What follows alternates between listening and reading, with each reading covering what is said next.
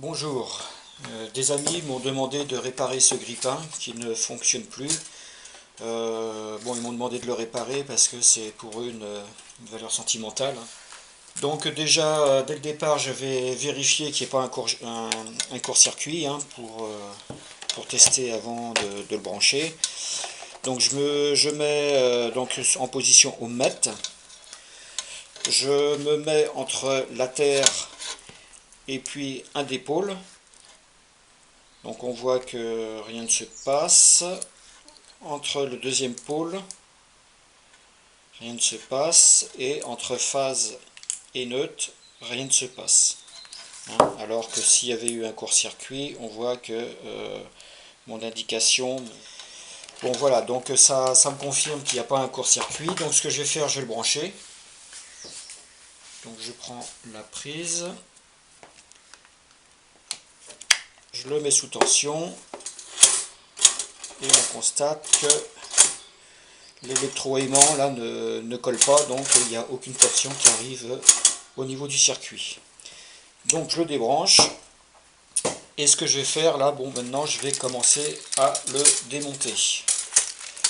Donc on constate ici qu'il y a deux sortes de vis, ça c'est pour justement pour éviter que les personnes prennent un seul outil pour ouvrir. Donc il faut donc un tournevis cruciforme. Et puis un tournevis donc que j'ai modifié c'est des têtes spéciales fondues, donc j'ai pris un tournevis que j'ai modifié. Voilà, donc je vais commencer à démonter le capot. Donc ici c'est cruciforme.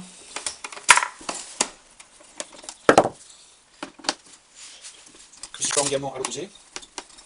Hop. Voilà. Ici c'est donc les têtes fondues spéciales. La troisième, donc on met bien les vis de côté pour ne pas les perdre. La quatrième. Voilà. Donc les quatre vis sont descendues. Ce qu'on fait maintenant, ce qu'on va, c'est enlever les poignées là. Hop. Donc la première et la deuxième poignée. Donc pour dégager le capot. Donc ensuite, je prends un tournevis, j'essaie de le dégager.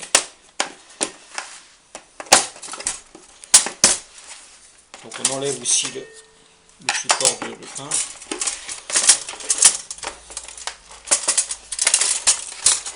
Voilà. Donc là c'est enlevé. Donc il y a un petit peu de fil là qu'il faut enlever. Donc à ce niveau là il y a la terre là qui est raccordée ici. Donc je le débranche. Je débranche aussi l'autre terre. Et je débranche aussi le circuit de commande.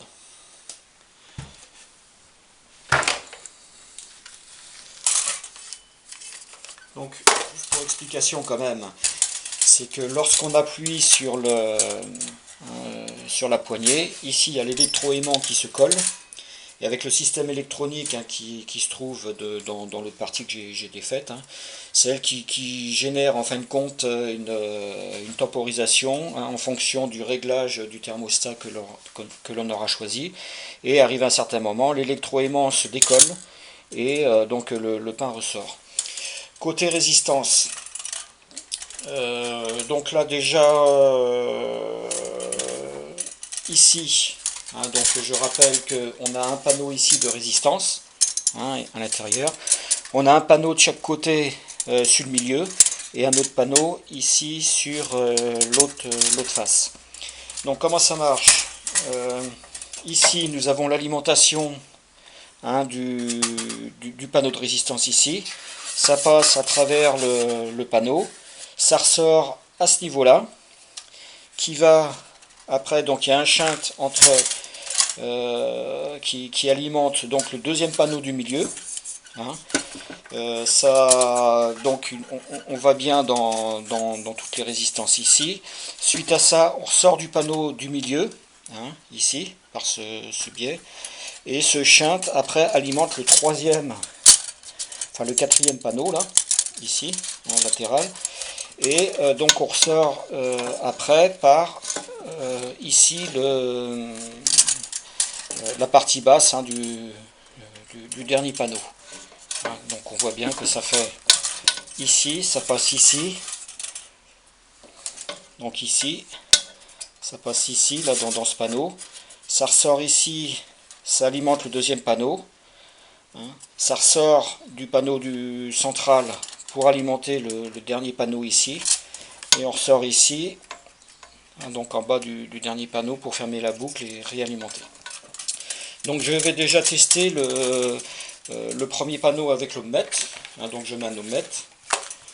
Ce que je me mets, c'est bien sûr entre le fil ici, là, d'alimentation, le premier fil, et puis ici le point commun, ici, là. Hop, si on voit bien. Voilà. Donc j'y vais, je me mets entre là et là. Je ne sais pas si on voit bien ici, là, mais hop.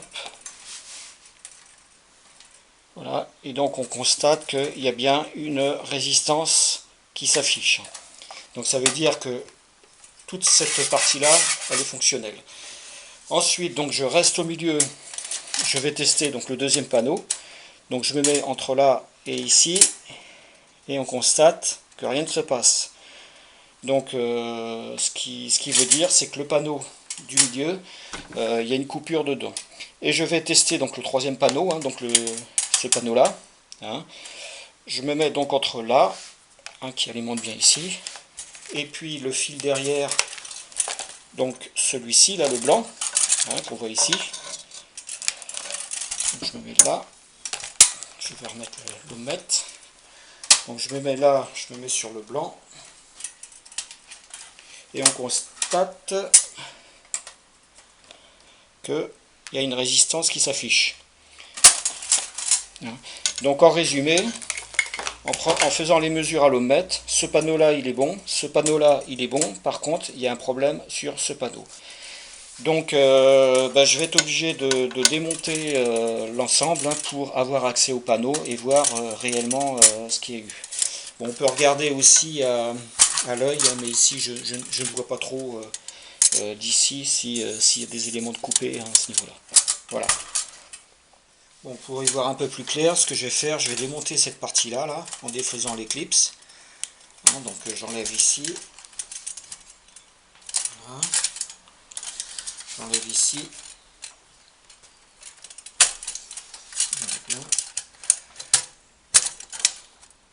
Voilà. Donc là, j'enlève cette partie-là déjà.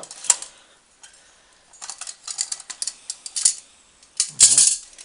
Et donc je peux aussi avoir maintenant accès donc au panneau en enlevant aussi les clips ici. Ça c'est une première partie afin de voir un peu plus clair.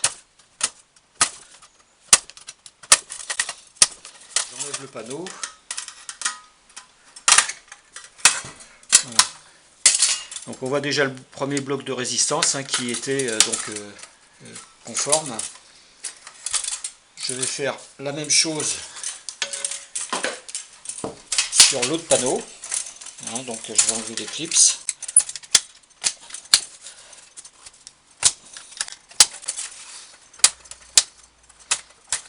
Alors bien sûr, il faut bien repérer les pièces démontées de façon à, lors du remontage, qu'il faut avoir de leur positionnement. Donc je mets tout ça de côté, qu'on rend bien.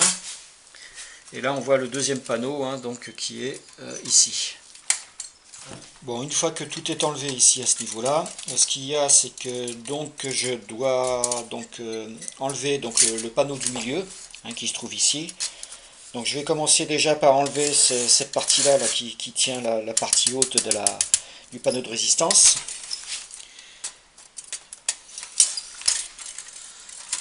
Donc là c'est juste avec une pince. Voilà.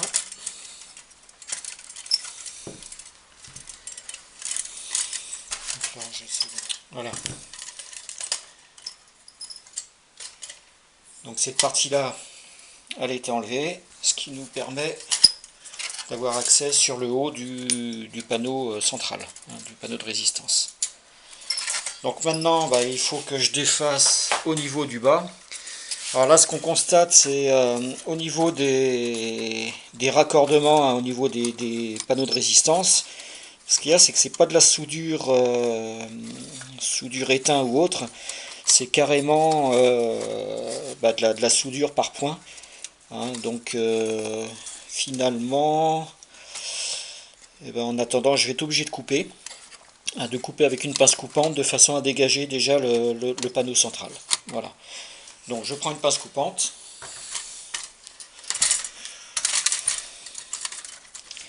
Et je vais couper à ce niveau-là.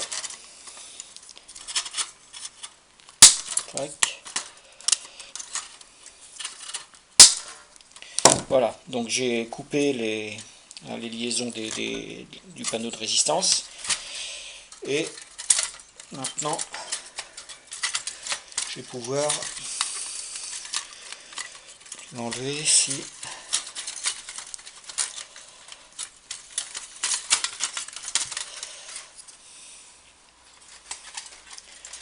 Ce qu'il y a, c'est qu'il y a toujours cette partie là que j'arrive pas à dégager. Donc ce que je vais faire, je vais dégager ici.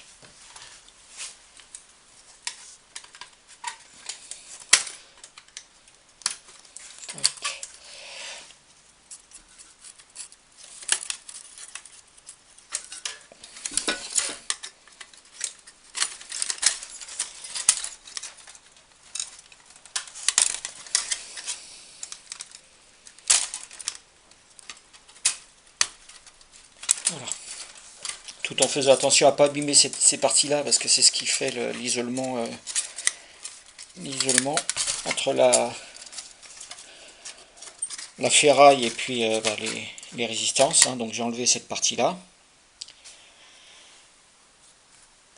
Et là maintenant je vais essayer donc d'enlever le panneau de résistance.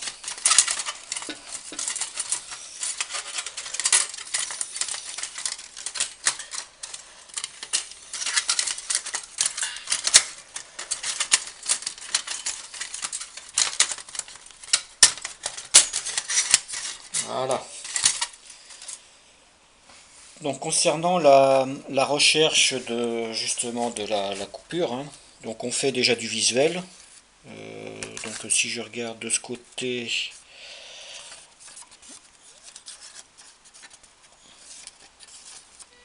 je vois rien d'anormal. Si on regarde de l'autre côté, donc je prends en bas, je suis le circuit.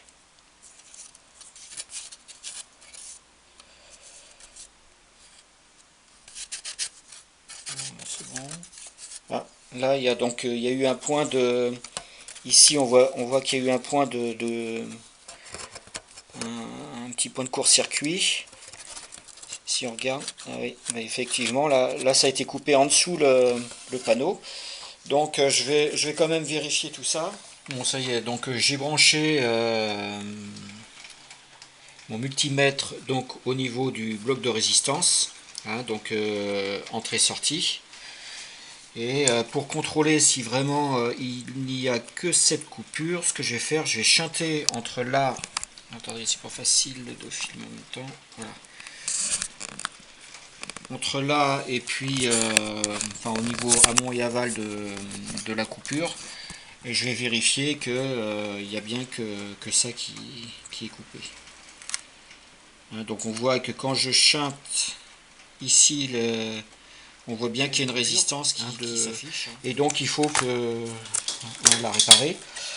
Alors ce qu'il y a, c'est que à l'identique hein, de ce que j'ai coupé ici, hein, c'est pas des soudures à l'étain ou autre, c'est vraiment de la soudure par point. Bon, ça y est, j'ai installé mon poste à souder par point. Donc hein, je peux souder soit directement avec ces deux électrodes là, hein, en pinçant la pince, ou alors manuellement hein, pour faire deux points sur un même circuit mais dans le même plan. Alors ce poste à souder, donc j'ai deux positions, hein, une position maxi qui me met la puissance maximale, hein, qui me donne à peu près 1000 à 1100 ampères. Et autrement, l'avantage c'est que je peux me mettre aussi en position variateur, et avec ce bouton de réglage, hein, je peux régler la puissance du poste à souder, hein, et puis donc il faut que j'appuie donc sur cette pédale là pour actionner justement l'injection du courant. Donc voilà, donc ce que j'ai fait aussi, donc ça c'est la plaque que je dois réparer, hein, donc à ce niveau-là. Et j'ai récupéré à la déchetterie, hein, donc on va dire, grippins. Et ce qu'il faut faire attention quand même, hein, c'est regarder la section du fil, hein. Donc on voit ici un peu la section. Cette plaque, la section est légèrement inférieure et celle-ci est similaire, hein. Donc je vais me servir de cette résistance, hein, pour réparer celle du grippin, hein, qui est coupé. Voilà. Alors, ce qu'il faut faire attention, c'est aussi, donc bien sûr, hein, le principe, hein, c'est d'injecter la bonne puissance afin de faire la soudure, mais ne pas couper le fil, voire autrement de ne pas souder. Alors, je vais faire quelques petits essais avant de régler mon poste à souder. Ce que je vais faire, je vais donc essayer de. Donc je vais déjà vous faire voir si mettons on se met en pleine puissance, hein, enfin par rapport à mon poste, hein, euh, si on injecte trop de courant, ce que ça peut faire. Donc je me mets au maximum, je mets les deux électrodes et j'appuie sur la pédale. Et voilà. Donc on voit que ça a carrément coupé la résistance, hein, donc la puissance est trop forte. Donc je vais me mettre en position variateur et je vais régler mon variateur un petit peu au hasard là. Hop, là, voilà. Et je vais faire un essai à cette puissance pour voir ce que ça donne. Je me mets là. Je me mets là. J'injecte. Je regarde ce qui se passe. Et on voit que rien ne s'est passé. Donc ça veut dire que j'ai pas assez d'intensité qui traverse les circuits pour pouvoir souder cette résistance. Donc je vais reprendre mon réglage. Je vais augmenter. Voilà. Je vais remettre mes électrodes. J'injecte. Voilà. Je regarde. Et je vois que là, ça a soudé. Donc je reprends là. On voit bien que qu'ici ça a soudé. Donc je vais considérer le réglage. Alors bien sûr, c'est pas évident, hein, à régler parce qu'il y a donc suivant l'état de surface, il y a aussi suivant la pression de contact, hein, plus on appuie, plus on a de la pression, donc plus le courant aura de facilité aussi à rentrer. Et réglage de l'intensité et aussi du temps, de la soudure, hein, en fonction de. Hein, bon. Tout ça, c'est des paramètres qu'il faut prendre en compte et c'est vrai que c'est pas évident à bien souder. Je vais donc préparer l'état de surface, hein, de la résistance à prendre. Donc je prends du papier de verre et je nettoie bien la surface de la résistance. Voilà. Hein, ça enlève toute l'oxydation, hein, quand même dessus. Je fais la même chose sur la partie que je vais souder, hein. Donc je nettoie bien l'état de surface. Voilà. Donc je vais commencer par une partie. Il ne suffit pas grand chose, hein, pour que la soudure soit parfaite ou pas.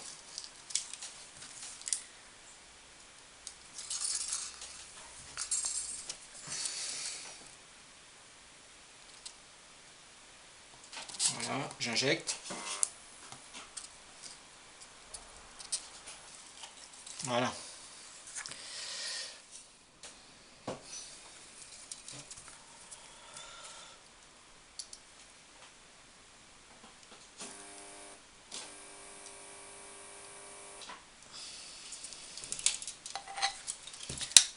Voilà, donc là la résistance. Donc là maintenant les soudures ont été faites, hein, donc je l'avoue avec quand même pas mal de difficultés. hein, puisque entre les ruptures du circuit ou le non-collage, hein, donc il a fallu que je trouve un juste milieu.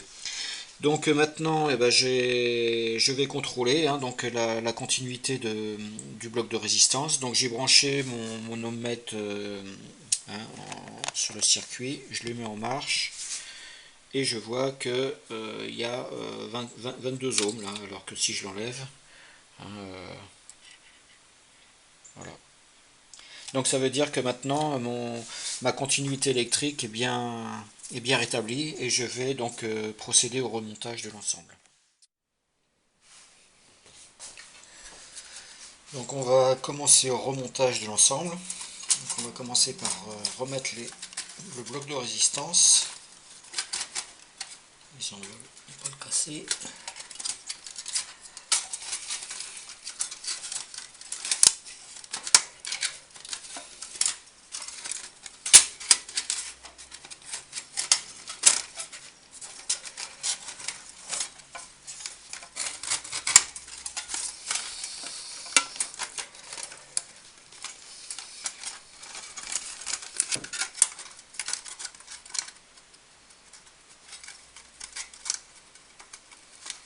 Le bloc est remis.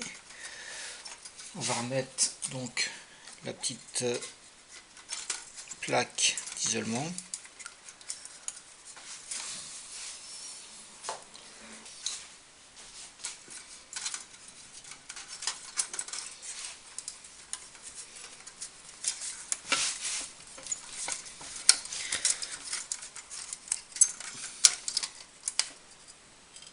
Voilà.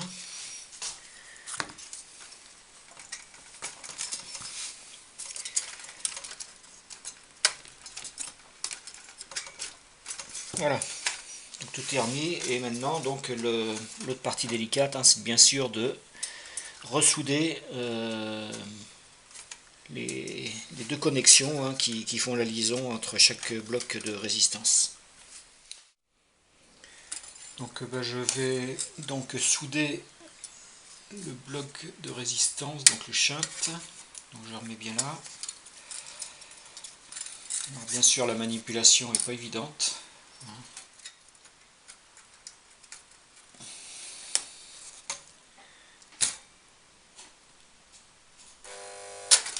Ah, trop fort encore. Je vais réduire le temps un peu.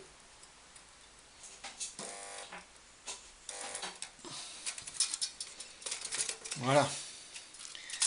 L'autre caloché, je vais la reprendre.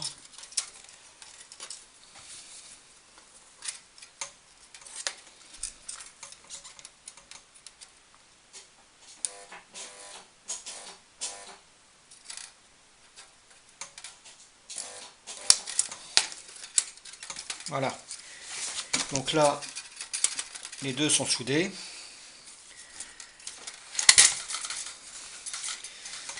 Donc les deux shunts sont soudés et je vais donc continuer donc le remontage de l'ensemble, hein. C'est-à-dire ici le centreur, ensuite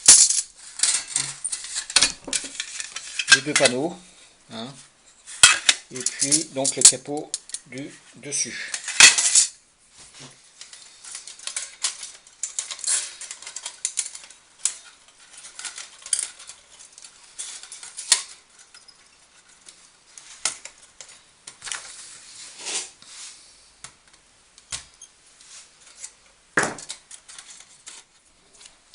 Donc maintenant je vais remonter le panneau.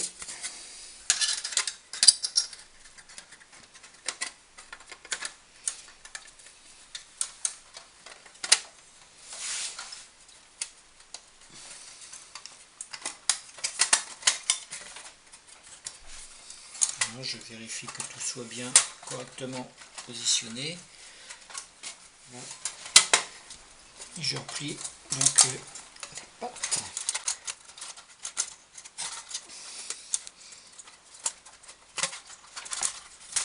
Là pour un panneau et je fais la même chose sur le deuxième.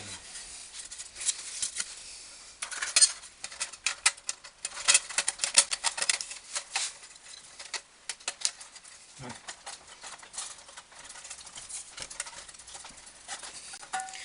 Donc tout a été remonté au niveau des panneaux. Ici c'est bien remonté, donc je replie la pâte.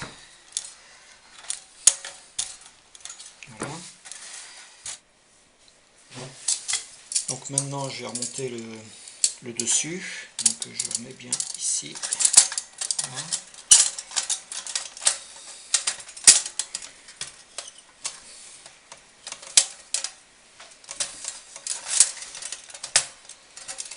Voilà, donc je contrôle bien que tout fonctionne, c'est-à-dire que ici c'est pour fermer sur le toast, et ici, voilà. Donc tout fonctionne correctement. Je vais prendre mon omelette, voilà, je vais l'allumer.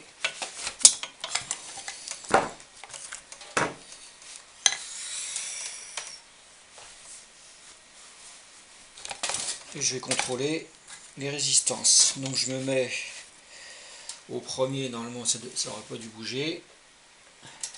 Donc il est bien, il marche bien. Entre le ici et ici, ça marche bien.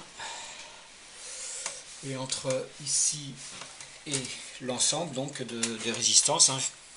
Donc je me mets en fin de compte sur le bleu et le blanc. Le bleu et le blanc qui fait vraiment la totalité du circuit. Et je constate qu'il y a bien la résistance, hein, enfin tous les blocs de résistance en série qui ont la bonne continuité. Donc là, c'est bon au niveau de la réparation des résistances. Je vais remettre donc le capot. Alors pour cela, il faut que je raccorde tout l'ensemble. Hein, donc je remets au niveau du connecteur. Voilà. Je remets les mises à la terre.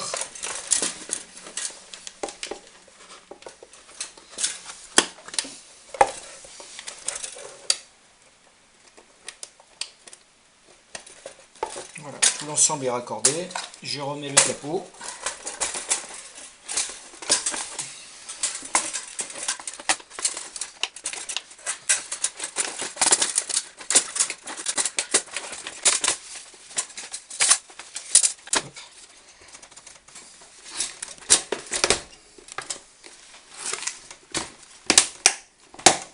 Voilà, je remets les vis.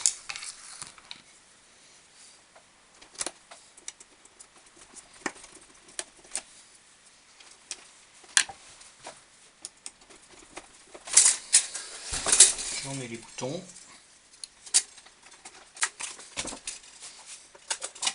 Voilà, je contrôle que tout fonctionne bien. Donc ça c'est correct, hein, tout revient bien. Je vérifie quand même une dernière fois que j'ai pas de court-circuit, hein, sur mon alimentation, hein, puisqu'il y a tout un tas de panneaux qui sont isolés. Donc il ne faudrait pas qu'il y ait une résistance qui rentre en contact avec. Donc ça c'est bon, et je reprends entre les deux. Donc ça c'est bon. Donc maintenant je vais faire un effet, hein, de mise sous tension. Donc je le branche. Voilà, il est branché. Et là, je vais faire un essai de mise sous tension directe. Donc là, on voit qu'il tient. Hein, et puis, donc on voit que les résistances, elles chauffent, hein, puisque là c'est chaud. Hein, donc à partir du moment où ça tient, c'est que le circuit, donc le circuit complet est bien alimenté dans l'ensemble et qu'il n'y a pas de coupure. Hein, et on voit les résistances là qui rougissent. Hein, donc je vais faire un peu de. Voilà. Donc voilà, le grille-pain a été réparé. Et puis, bon, écoutez, hein, ce qui est le plus compliqué quand même dans la réparation, c'est bien sûr d'effectuer les soudures par points, hein, au niveau des résistances. Voilà, bon bah écoutez, j'espère que cette vidéo vous aidera dans les réparations de résistance hein, de grippin et je vous souhaite une bonne journée. Au revoir.